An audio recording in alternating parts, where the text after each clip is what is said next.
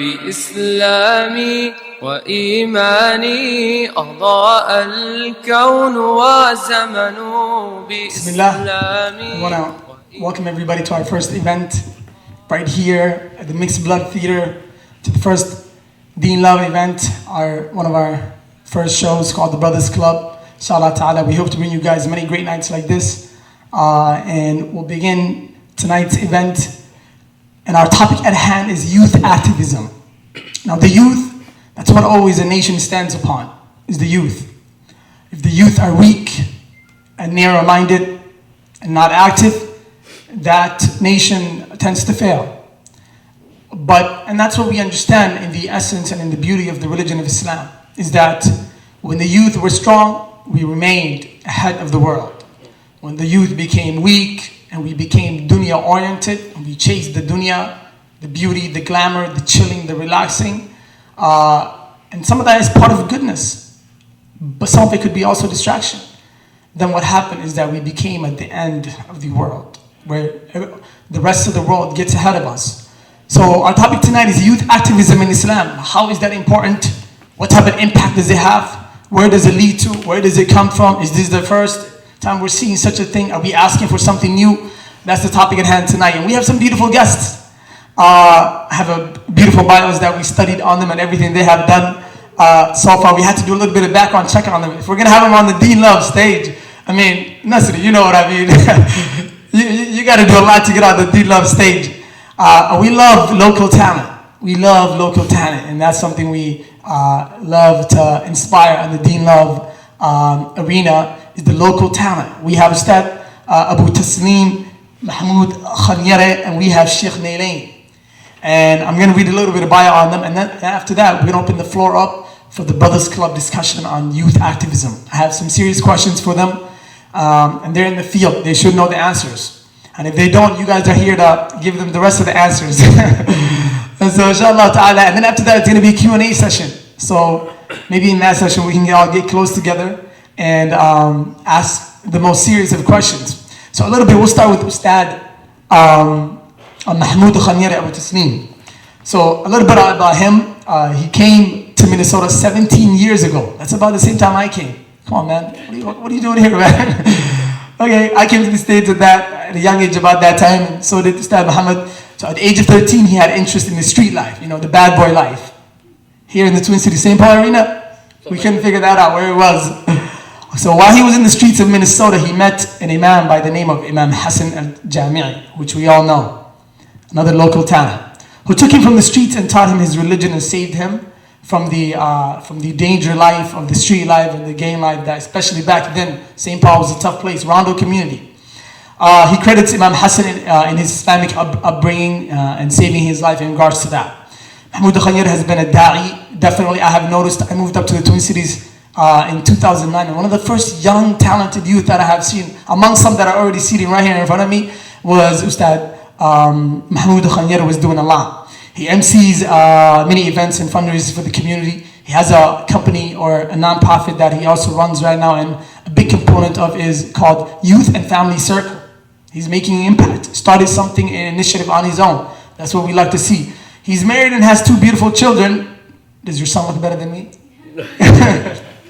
Not that many kids look better than me. 2 beautiful children. He is 27 years old. He has an associate degree that he recently got from the University of Minnesota. Islamic University of Minnesota. He has been organizing summer camps, which we'll talk about later on. So watch out from him. He holds another thing. If you see him in the streets, don't go up on him. Don't rush up on him. This dude has a martial arts belt on his back, so he'll flip you over in like a second. So please help me welcome a youth activist, a servant to the community, and a teacher, Ustad Mahmoud Khanyare. We love and respect what he does. So that's our first special guest. Thank you. Definitely. Our second guest, the legend, the one and only Sheikh Nailain, in the Twin Cities area, known for his uniqueness and his talent that he offers to the community. Originally from New York City. Everybody loves to be from New York City, right? But I'm from a town called Rochester, Minnesota. That's where we grew up. Sheikh Nailain has been a Muslim for over 40 years. He was in the street gangs before becoming a Muslim. He has been to prison in some of the biggest prisons. One called Notorious Rikers Island in the 70s, which is in New York. At the time he began his sincere search of Islam, it was in prison. He joined the Nation of Islam in his search of Islam. He joined the Nation of Islam in his search for Islam. He became a lieutenant in the Nation of Islam for 10 years. He took his Shahada in 1975 from the late African-American Imam known to be W.D. Muhammad, the son of Elijah Muhammad. He became a caller to Islam, which is a da'i for over 35 years. And many of us, ever since I've been here, especially in the Twin Cities area, I've known his works and what he's been up to. And his recent trip to Kenya, people know him to the extent that Sheikh, when he goes around, people are expecting him to give that pure da'wah and his efforts, and he gives shahada left and right, especially an incident in Kenya. Sheikh Nailan is a martial artist, which we'll see some of the action tonight. And he's been involved in it for over 40 years. He has a 4th degree black belt in Jiu-Jitsu, I can't even say it right. Self-defense. I mean, we're from Africa, we know sabahatan, that stuff. They grab you, they like slide you out the dirt. We don't know much more beyond that. He has been working with the Somali community and the Oromo community for some time in young adults for the last about 10 years. He has an associate degree in Islamic studies. If you do not know, at one time in his life, Sheikh Nailan was a former bodyguard of Muhammad Ali. So that's a little bit that we'll get to know tonight. So please help me welcome Sheikh Nailan Muhammad. I didn't do justice in the bio and the little bit of research that we did, but hopefully that'll do the job. So inshallah, we'll get going. The Brothers Club, Deen Love, Youth Activism. Thank you for coming out tonight. And we're going to get to it. So our first question is, what does it mean to be an active youth? We'll start with him. Bismillah ar-Rahman ar-Rahim. Before I answer the question, I would like to thank the Brothers Club for organizing such a nice event. Sometimes it's not about the huge number of people that come to an event. It's a small amount of group of people that come and take a lesson from that event and actually do that in their life and change somebody's life. So that is what matters at the end of the day. And thank you once again for coming to this program. What does it mean to be an active youth? We first have to understand the two critical words in this question: youth and active. So youth is a period between your childhood and your adult.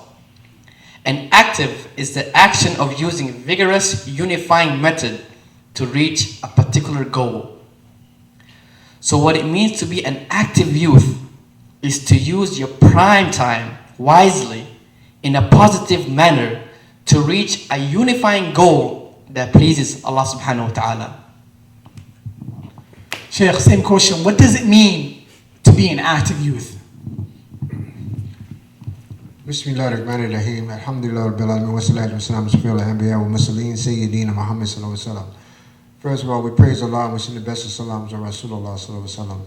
And I'm honored to be here, and I'm so proud of these brothers, the Deen Love. I've been on the Deen show, but now I'm on the Deen Love.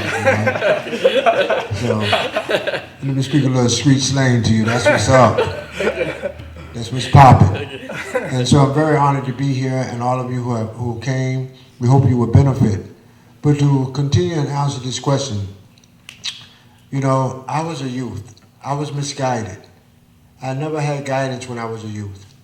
And so to be young and to also to be active in your community, that's what exactly it's saying. You should be active in your, to be alive. If you watch the youth outside, they play a little basketball and they sit on the wall because they have nothing else to do. The mind is not alive, it's not active. Scientists say we have 100 billion brain cells linked by 10,000 synaptic connections. The most sophisticated wiring system in existence exists inside of your head. Let me say that again. Scientists say you have 100 billion brain cells linked by 10,000 synaptic connections. So the most sophisticated wiring system is inside your head. So if we can connect the youth to the knowledge of the elders, and the elders can connect to them, we can bring them alive. But we have to have programs in place. So When we say youth activism, we mean that they are actively alive in their social life, in their moral life, in their mental life, and in their spiritual life. And in order to turn the lights on for them that way, we as adults have to have a plan for them. If we don't have a plan for them, society will give them a plan. So, a key question in regards to being, beautifully how you broke it down step, which is there's one concept of being active and being youth. When you put them together, there's an expectation that's set at the end. So, and everything in life has a filter and a process, and we'll talk about all the other different challenges and stuff like that. But what does it mean, or how can one be active in Deen and in dunya? Because sometimes it's hard to find that balance. Sometimes you'll see a youth that's extremely active in regards to dunya initiatives, and then you'll see somebody who's not as active in regards to Deen, or you'll see somebody who's active in Deen, but in regards to dunya initiatives and other projects, they don't associate with them. What's the fine balance? There is a verse in the Quran, in Surah Al-Isra, which is chapter 17, verse 35. And it says, "And give full measure when you measure, and weight with an even balance." And Allah said, that's the best way. So we take the dunya that Allah subhanahu wa ta'ala has given us, and we use it for the hereafter. And that is the best results. I remember in the time of Umar bin Khattab, that there was a man in the masjid, 24 hours. Umar bin Khattab had to take him out and say, that's not it. You gotta do more. You gotta balance your life and the life after together at the same time. And Allah said, that is the best way. Sheikh, do I need to recap? Or you got it? It's a rough balance. It's a hard balancing act. It's like walking on a tightrope without the stick. The most tightrope masters, before they master the art of walking without, just with their bare hands and feet, they have a stick, a long stick, and it helps balance them. Most of the East African community youth, some of them, you can tell, I've been around you for almost 10 years, and I have a daughter that's half Somali, half African American, 100% Muslim. So I know what I'm talking about in the East African community, particularly the Somali community. I can tell a person when he just came from Somalia, a youth. It's clear. He looks a little lost. He got a kameez. He got thicker beads. He got his Quran. He's going to the masjid. He got sandals on. I'm not making mockery. I'm just saying an example. And then he's thrown and told he has to go to school. He goes to school and he sees non-Muslim boys and girls associating with each other, kissing each other, sitting on each other's lap, playing music, smoking weed. He's confused. So he can't balance it. That's why he needs a GPS. How many of us use a GPS? Well, Mahmoud and I are your GPS in this environment. I am the specialist in this environment. Why? Because I was born here, I have roots here, I'm an indigenous person to this environment. So in order for the youth to have the balance that they need to have people like myself. I'm 63 years old, but I know how to relate to the youth. And they need to use me and like Mahmoud said, use the dunya as a tool to get to the hereafter. That's the objective. Oh, if you thought this was your home, I'm sorry, brothers and sisters, this is not it. We're going to leave here, and we're going to return home. So in order to do that, we have to have someone to help us along the way. And you need young people like Mahmoud and older people like myself, inshallah. Beautiful. Our next key question is, what does that lead to? What are the benefits when somebody is really active and they are engaging with the community and the youth? What does that really mean, Ustad? What are some of the key benefits? There are a lot of benefits when someone is young at their prime age. And there's a statement of Prophet Muhammad sallallahu alaihi wasallam that says to take advantage of 5 things before 5. And we're going to mention 2 of them. The first one is to take advantage of your free time before you get occupied. And the second one is take advantage of your youth before you go to an older age. So it gives you an advantage on two things when you're young. You are taking advantage of that free time you have when you're young. And you're also taking advantage of your age, your blood. You're doing a lot at that time. So the benefit here is the time and your age, those two. Repeat that question again. I want to hear it again. Beautiful. That's what I'm here to do. You guys are doing the hard job. I'm just recapping things. So we talked about the importance of being active and being youth. We talked about the difference in the balance of making sure you are engaged in both deen and dunya, productive things. And then now it is, what are the benefits of doing that? Being active youth in those two things. The benefit for a Muslim youth being active in his deen. Islam is a holistic religion. A holistic religion. What is meant when I say holistic? It means it covers every aspect of your life, from the cradle to the grave. Everything is in our religion. Our religion is complete. Prophet Muhammad ﷺ, on the day of Arafat, when he gave his talk, he said, "Have I not delivered the message?" And they confirmed it, that he had delivered the message. And Allah said, "We have completed our favor upon you and chosen for you Islam." It was perfected. So if the youth are active in their deen and they come alive to it, they'll find that they have many options and great things they can do.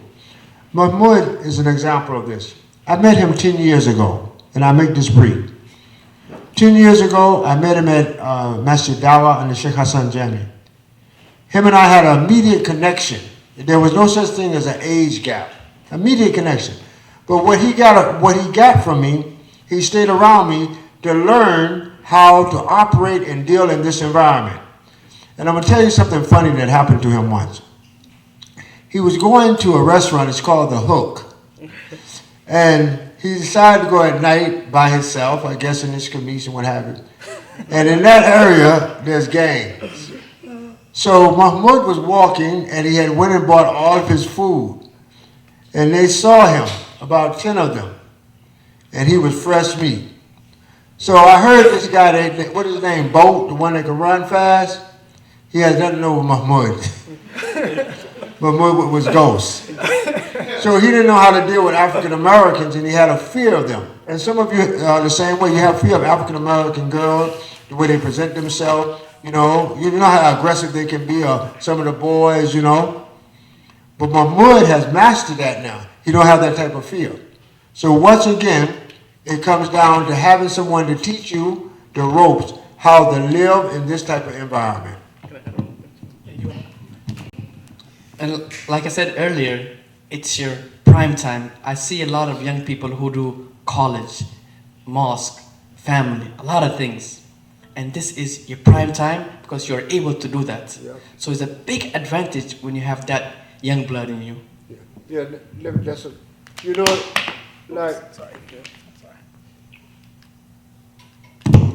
like when many of you who are sitting here who are young, don't waste your time. Rasulullah sallallahu alaihi wasallam said, "Live as though you would live 1,000 years, know that you would die tomorrow." Do something, make an impact. There's many people laying in the graveyard, and they did not make themselves known. Allah created you uniquely. You are very unique. And you need to let your presence be known. Not by the perfume you wear, not by the shoes you wear, not by the colorful hijab you wear, not by the nice thobe you wear, but your presence as a human being, how you help humanity. You know something Mahmoud and I do, and I taught him this. You know what many of us, we won't do? We see people break down on the side of the road, the expressway. We stop and help them. One night we did it. We was coming from, where was coming from? No, we was coming from Yasin. Oh, Milwaukee. Milwaukee. And as we were driving back along the road, in the dark corner of the expressway, there was a car broke down. Windows rolled up. He said, "What should we do?" I said, "We should stop." We pull ahead. Now, I had on a camise. He didn't. So I didn't want no drama or anything, so I told Mahmoud to go back there. He goes back there. Guess who's in the car? 2 Somali sisters going to a party. And they broke down. And who stopped to help them was Muslim who had came from giving dawah. And you know how they felt? When they felt security, was afraid, and they looked and saw a brother with a kufi out of nowhere. Then they saw, when they said a sheikh, and he got on a kameez. Hallelujah. So that's what it's about. Being at the right place, being at the right time. And if we carry and conduct ourselves like this, we can help a lot of you. Beautiful, beautiful story. So another issue here is that a lot of you are self-oriented. And we live in a capitalistic world nowadays where the me, myself, and I is propagated and shared and advertised. So somebody's saying, I go to school, I have family time, I'm an athlete, I do other things. I don't got time for none of that stuff. Be active, make a difference, leave an impact. What is that? So how do we respond to these type of people? There are many challenges that face these young people, and I've also experienced this. One of the things that young people go through is when they have that slot of free time without any activity. That's when things happen. When they go to school, that's an activity. When they go to work, that's an activity. All the stuff they do is an activity. But when that free slot comes, you know, my teacher here, Sheikh Nilain, has taught me one saying. And that saying goes, an idle mind is a devil's workshop. Let's say that again. An idle mind is a devil's workshop. So when there's no activity, that's when the devil comes in and pulls strings to do some more crazy stuff. What's that? Thoughts on that? Yes. You know, I put some on my Facebook, and I hope you'll become my friends on Facebook, and you can see the recent posts I put. Is anybody here my friend on Facebook? Okay, did you see my recent post where I talked about friendship? Who did I talk about? For those of you who are not my friends, I'll just give you a glimpse of it. I said, how many of us have friends? Have a best friend? I said, I have one. I said, a best friend is one who is there for you when you're sad, when you're hurting, when things are not going good. I said, but the main quality of a best friend is when you're about to do a wrong, do a bad deed, that friend says to you, fear Allah, Allah is watching you. If you have friends who will let you go ahead and do some haram thing, or do something wrong, or you cursing, or you hollering at boys, or you hollering at girls, you truly don't have a best friend. I have that in Mahmoud. He's only 27 years old. He is my best friend. And that don't mean that he turn around and say, Sheikh Elaine is my best friend, but he is my best friend. Because a friend like that keeps me on the path of getting closer and closer to Jannah.